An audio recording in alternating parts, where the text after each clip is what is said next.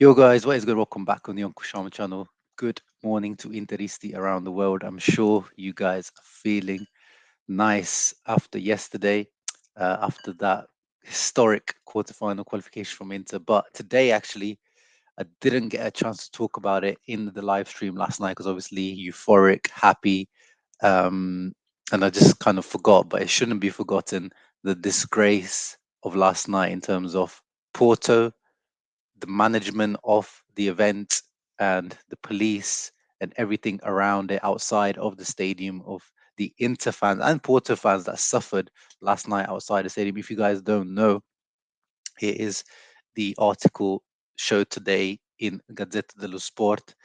You see the picture here of people waiting outside.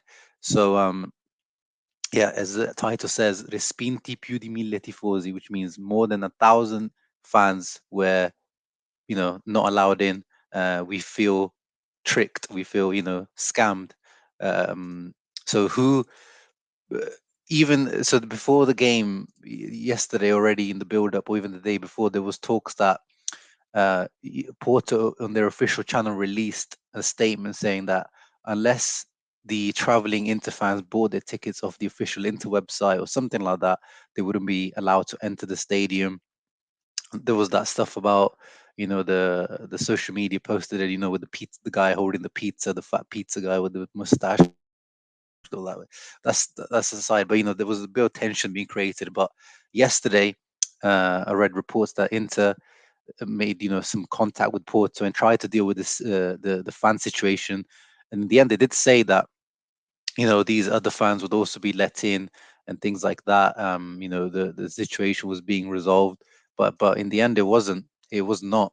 It was an absolute disgrace, guys. In 2023, fans traveling somewhere having to feel unsafe being left outside the stadium is an absolute disgrace. This should not be happening. We've seen so many bad catastrophes and stories happening over the years. And I know a lot of you guys, imagine some of you guys going to, a beautiful away trip. Porto is a beautiful city, by the way. I recommend it, but the handling of this situation was really, really bad. And this thread here by at football shirt C2. So this guy's not even an Inter fan. I think this guy's a neutral who just went to watch this game. But look, even he made a thread on Twitter after this whole ordeal. After he said he's calmed down in the morning. Um, so let's go through this thread. So he comes in, comes early to the game. Little did I know what Porto and UEFA had. Yeah, and also UEFA deserve a lot of criticism here, which Marotta will talks about later on. So got his ticket, whatever. Tried to enter from gate 21. Then he was told, okay, no, go to gate 19. He says, yeah, all good. I go there. Then he says, I arrived at gate 19, noticed only Inter fans. Now, I'm not a Porto fan and I've never been to the stadium, so I didn't know which area was dedicated for the away fans. So I was thinking that maybe I accidentally bought a ticket for the away end. As I made my way up the stairs, it got more and more packed by the minute. And you know how stadiums, can get crowded and people can start to get, restless. Countless Inter fans being turned away from the away end despite having valid tickets, being advised that they were the wrong gate. The match had already started by this point. In all honesty, it felt extremely unsafe, and I imagine others did too. The police were doing absolutely nothing to help the situation or explain. The line was moving slower and slower and was getting more and more cramped. As I was getting near the top, I saw something nobody should have to see when going to watch some football. From the balcony, guys, from the balcony above came a young Inter fan who was launched into the crowd by a police officer. Launched into the crowd.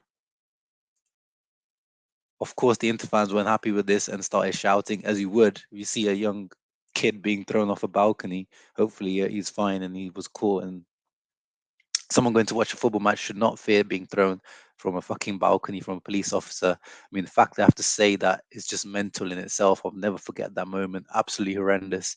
Finally made it to the top, had to return to the gate. Initially tried. Most of the fans were denied entry, even with tickets stating they were to enter that gate.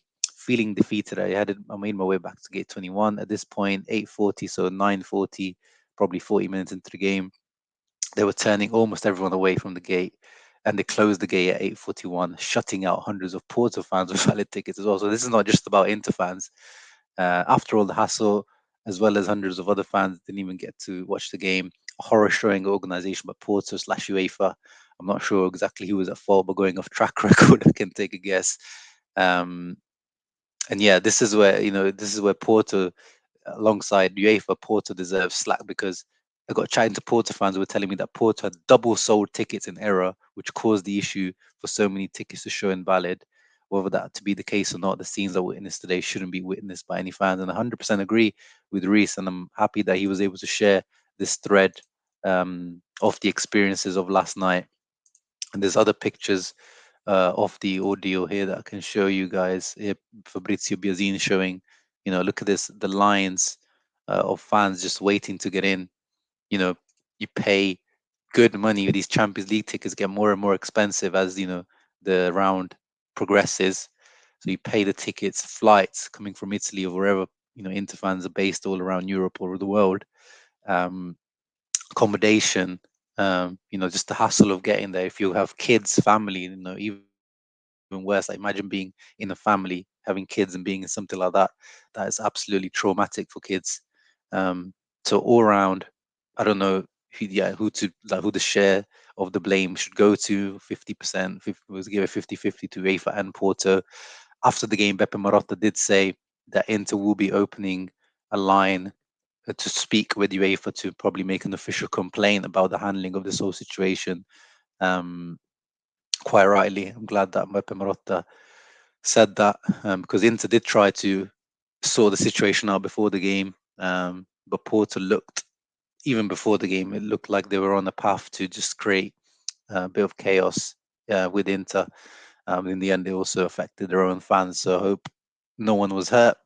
There's no reports of anyone being hurt. I heard there's reports actually of some police beating some fans who were trying to get through, or getting hit. But yeah, not to put a sour note on what happened yesterday. Overall, amazing night for us. The headline here from Gazzetta is absolutely amazing. Let me show you quickly. Shout out to Olha Rossonero, by the way, who sent me the PDF of this Gazzetta from today. Inter e vai. Beautiful picture right at the front.